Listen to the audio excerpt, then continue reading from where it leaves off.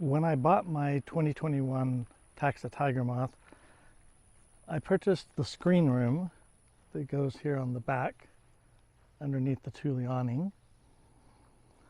And this is something that I knew I would need whenever I was someplace where there was going to be a lot of bugs and I still wanted to be able to get out.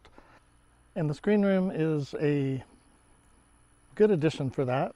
It does give me some protection. Luckily, I haven't been to too many places where I actually need it, but I'm camping here right now in August near a lake at Lake Mineral Wells State Park in Texas, and I'm seeing bugs, and I'm sure I will see more as it gets into evening. So I wanted to have the screen room up and be able to use it. One issue, though, that I have with the screen room when being used with the TigerMoth is with the way it fits onto the back of the trailer. So if you look at the trailer on the back, we've got the door and you've also got the slide out for the kitchen. And the way that the screen room is made is it actually has 4 sides, each of which zipper, just like the regular sides here. And if you leave it that way, you cover up the entire back of the trailer. So what I've done is I've used some bungees here and there to pull the screen doors away from the back of the trailer, kind of wedged it around on this side between some bungees at the top and wedging it along the side of the water. That gives me at least something that kind of moves it off to the side and now can open and close the door without tangling it. However, that still leaves one major issue. The entire front of the screen room under the trailer is wide open. So really, you've got mostly covered to prevent bugs coming in, but then you have this giant hole. So I'm trying to figure out a solution for this, and I think I might have one that I'm going to try and video here. But before I show you that particular solution, I want to show you what gave me the idea for this solution. So last year I purchased a magnetic screen door for the back door of my trailer.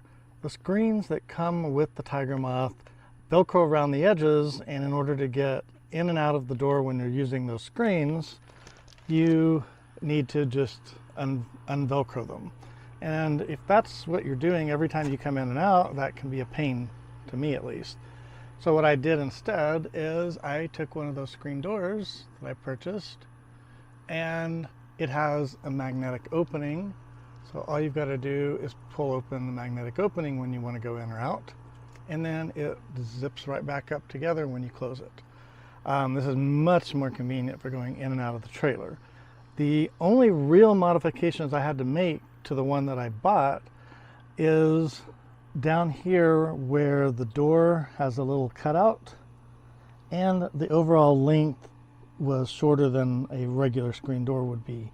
So I just cut off the bottom, and I did a little fix there where I just used some, basically just used some double-sided, or some tape, black tape that I double-sided over itself to seal in the screen area there.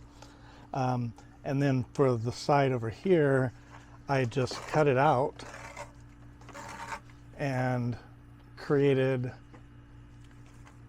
the Velcro that I needed in order to be able to have it fit the Velcro that was there originally.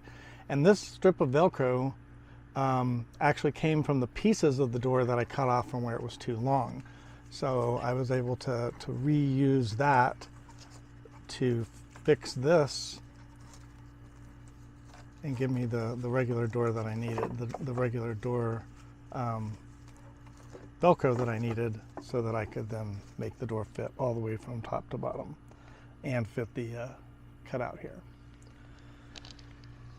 So right before I left for this trip, I was thinking I really need to do something. I knew I was going to be using the screen room, and I was thinking I really need to do something about that hole at the bottom.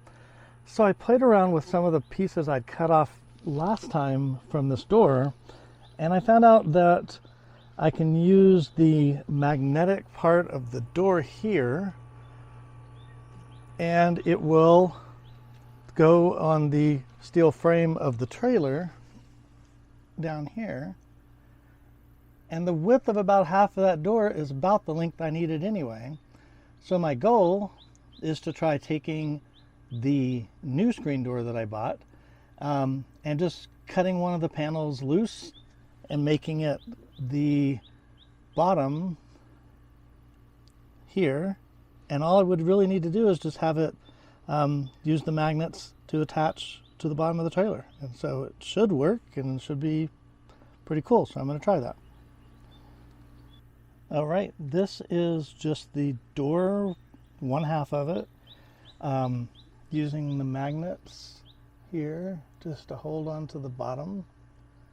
And it goes just almost all the way to the ground. Probably would depend on where the trailer's parked and if the back's up higher or lower, whether it would reach the ground in other places. Not perfect fit everywhere. There's some gaps there that I could probably work on. And then, you know, it goes right up here to the corner. I probably will cut it a little bit long so I can wrap it around that corner and help to at least take care of most of the gap. It's not going to be perfect. It's not going to cover every inch of the gap, but I think it's a lot better than the giant hole I had, and fairly simple to do. So after looking at it closely, I found that I'd used almost the whole length of the door. So I have the point where the two halves of the door joined, and I think I'm just going to make my cut there. That'll be the simplest. I won't have to redo the end at all because I'll have the full length. If I ever need it, I could put a little Velcro somewhere on this end, and potentially the other end as well to Velcro it to secure it somewhere on the trailer. So I think that's going to be the easiest place. I'm just going to make one cut there, and then I can play with and adjust this until I decide exactly where I want to keep it. Okay, I've got it attached around the corner there. Doesn't look too shabby. I mean, I could play with the placement and probably get it a little bit better over time.